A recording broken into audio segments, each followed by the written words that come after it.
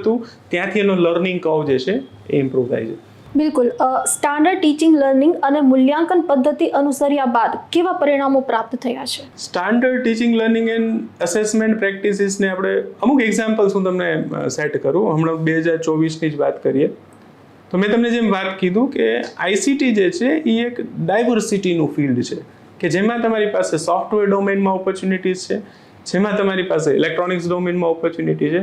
એનું જ એક બેસ્ટ એક્ઝામ્પલ છે આ વખતે ઝોનલ લેવલની સ્કિલ ઇન્ડિયા કોમ્પિટિશન હતી. ઝોનલ લેવલ એટલે અલગ અલગ રાજ્યના વિદ્યાર્થીઓ જે છે એ એમાં પાર્ટિસિપેટ કરતા હોય.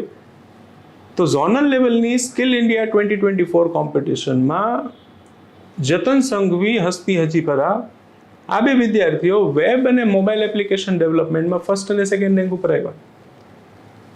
ધ્રુવ વ્યાસ કરીને એક વિદ્યાર્થી છે એ ઇલેક્ટ્રોનિક્સ ડોમેનમાં સેકન્ડ રેન્ક ઉપર આવ્યો. આ ત્રણેય એક જ ક્લાસના વિદ્યાર્થીઓ છે.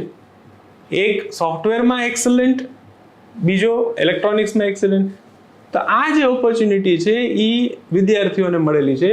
આના સિવાય રિસર્ચ ઇન્ટર્નશિપ્સ જે છે, અલગ અલગ બીજી ઇન્ટર્નશિપ્સ છે, રિસર્ચ પેપર રાઇટિંગ છે, ઇન્ટેલેક્ચ્યુઅલ પ્રોપર્ટી રાઇટ્સ છે કે જેમાં છોકરાઓ ડિઝાઇન પેટન્ટ્સ કરતા હોય, સોફ્ટવેર કોપીરાઇટ્સ કરતા હોય કે આજે હું કોઈ એક કામ કરું છું તો એ કામ જે છે એ ઇનોવેટિવ છે, એનું તમને ઇન્ડિયન પેટન્ટ ઓફિસ સર્ટિફિકેશન આપે.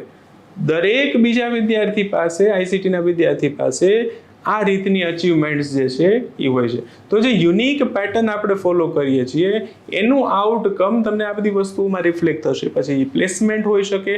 Ultimately it is outcome based education કે જેમાં દરેક સેક્ટરમાં વિદ્યાર્થી જે છે એ મહેનત કરીને, એક્સ્ટ્રા ટાઈમ સ્પેન્ડ કરીને પોતાના ઇન્ટરેસ્ટ આધારિત રિઝલ્ટ જે છે એ મેળવે છે.